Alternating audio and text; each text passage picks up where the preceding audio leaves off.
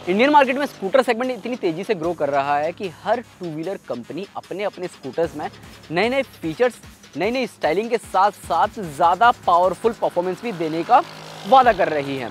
और अब 150 CC segment में नया स्कूटर आ चुका है जिसका नाम है TVS एंटॉर्क 150। हालांकि देखा जाए इंडियन मार्केट में ये स्कूटर हीरो जूम 160 को तो कड़ी टक्कर देगा ही, साथ ही साथ यामाहा एरोक्स को भी ये स्कूटर कड़ी टक्कर देने आ चुका है। अब इस स्कूटर में क्या कुछ खास है, क्या कुछ खास हो सकता था, वो सारी बातें हम आपको इस फर्स्ट राइड रिव्यू में बताने जा रहे हैं।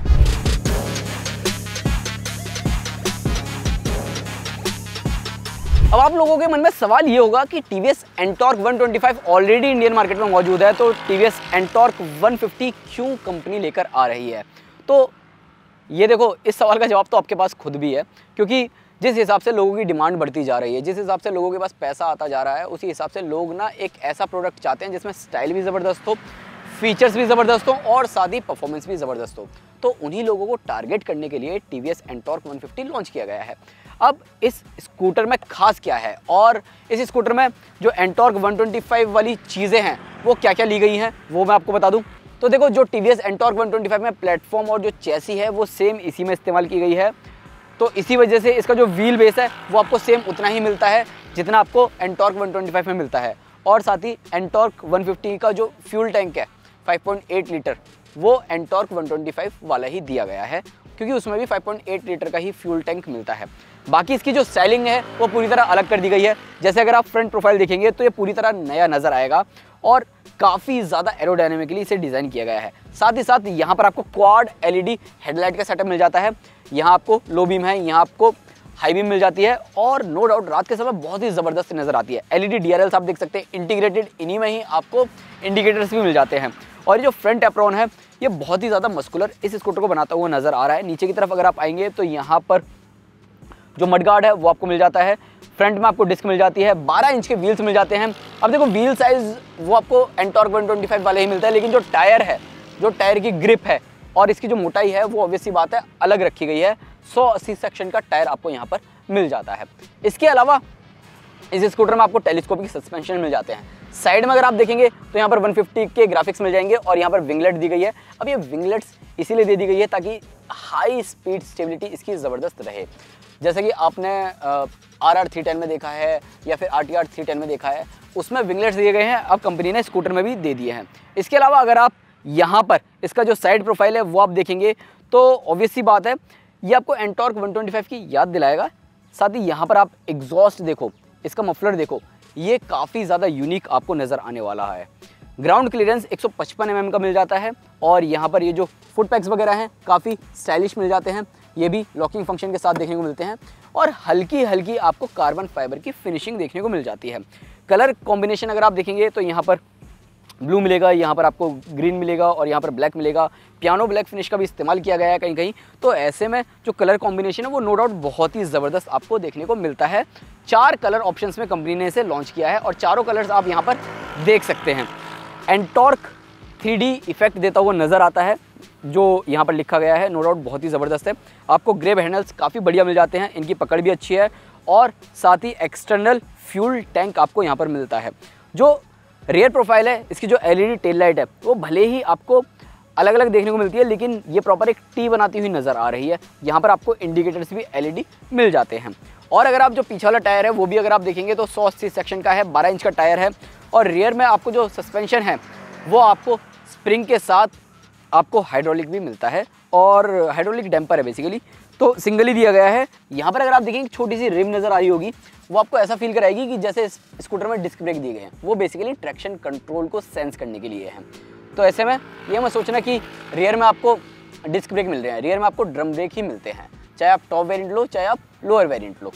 ओवरऑल अगर आप स्कूटर की फिट एंड फिनिशिंग देखेंगे ना तो बहुत ही ज़बरदस्त आपको दिखने वाली है। हर एक पैनल बहुत ही ज़्यादा प्रीमियम नज़र आता है। सीट्स अगर आप देखेंगे रेड स्टिचिंग दी गई है ताकि आपको स्पोर्टी फील कराए और इसकी जो कुशनिंग है वो भी आपको काफ़ी बढ़िया मिलती है। जो सीट की जो लेंथ है 765 mm है, लेंथ आपको थोड़ी सी कम नज़र आएगी। अब ऑब्वियस सी बात है स्कूटर है तो स्कूटर को चलाएंगे, पीछे किसी को बिठाते हैं, थोड़ा बहुत सामान रखेंगे तो आपको दिक्कत होगी ही होगी। तो ऐसे में इस स्कूटर को अगर आप चलाते हैं, पीछे पिलियन बिठाते हैं तो पिलियन अगर अकेला बैठा है तो कोई दिक्कत नहीं है, अगर कुछ सामान वगैरह लेकर बैठा है तो ऑब्वियस सी बात है दिक्कत उसे होगी ही होगी। बाकी यहाँ पर जो हैंडल है वो आप देख रहे हैं तो आपको प्रॉपर नेकेड हैंडल मिल जाता है, जो कि स्कूटर के स्टाइलिंग को और ज़्यादा इन्हेंस करता हुआ नज़र आता है। और हैंडल के साथ साथ ये जो रियर व्यू मिरर हैं ये भी काफ़ी ज़्यादा बढ़िया मिलते हैं।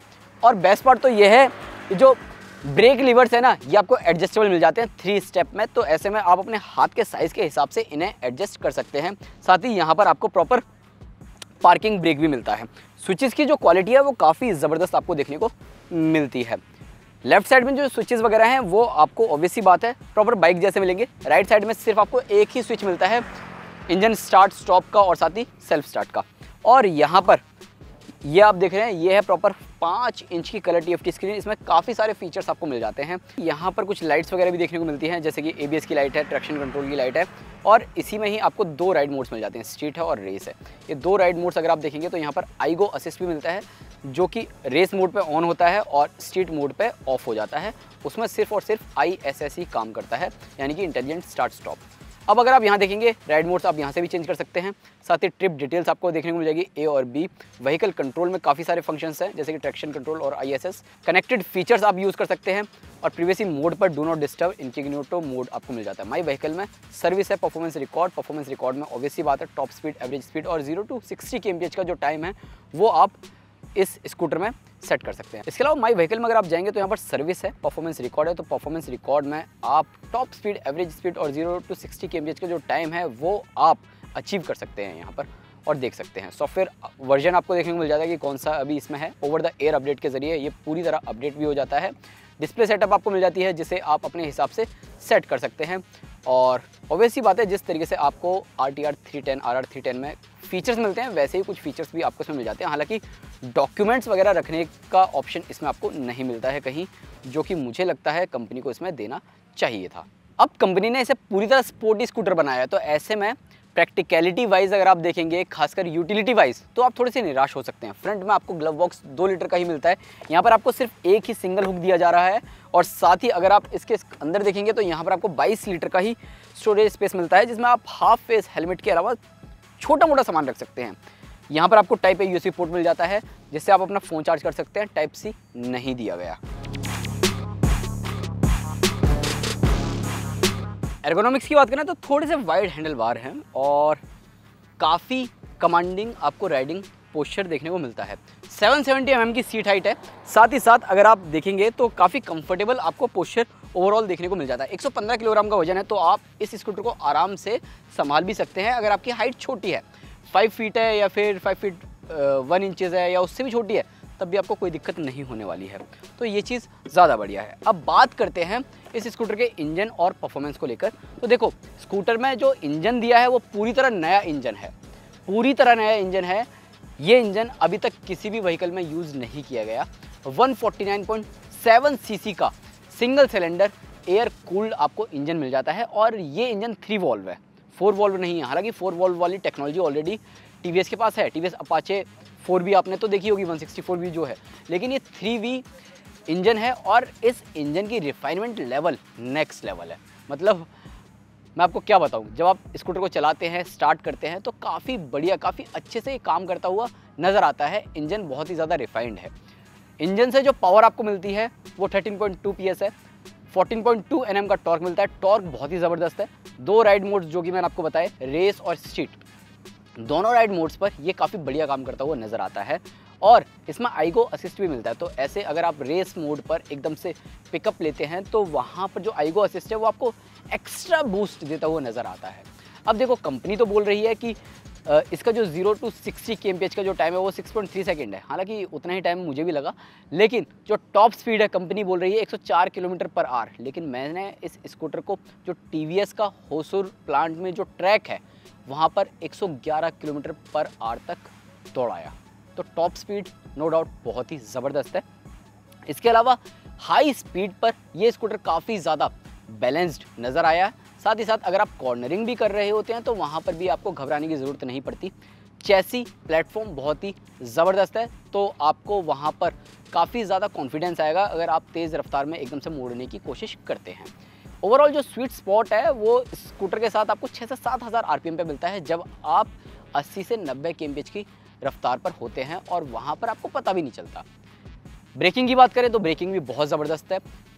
सिंगल चैनल ABS है, तो वहाँ पर अगर आप एकदम से ब्रेक लगाते हैं तो वहाँ पर काफ़ी ज़्यादा बढ़िया काम करते हुए ब्रेकिंग नज़र आते हैं। अब देखो ब्रेकिंग तो ज़बरदस्त है, लेकिन अगर आप तेज़ रफ्तार में एकदम से हार्ड ब्रेकिंग लगाते हैं तो वहाँ पर इमरजेंसी सिग्नल्स भी मिल जाते हैं, जो कि इसके इंडिकेटर्स के थ्रू मिलते हैं, वो ब्लिंक करते हुए नज़र आते हैं। और अगर आप माइलेज की बात करते हो तो माइलेज इस स्कूटर से लगभग 35 से 40 किलोमीटर प्रति लीटर तक का मिल जाएगा।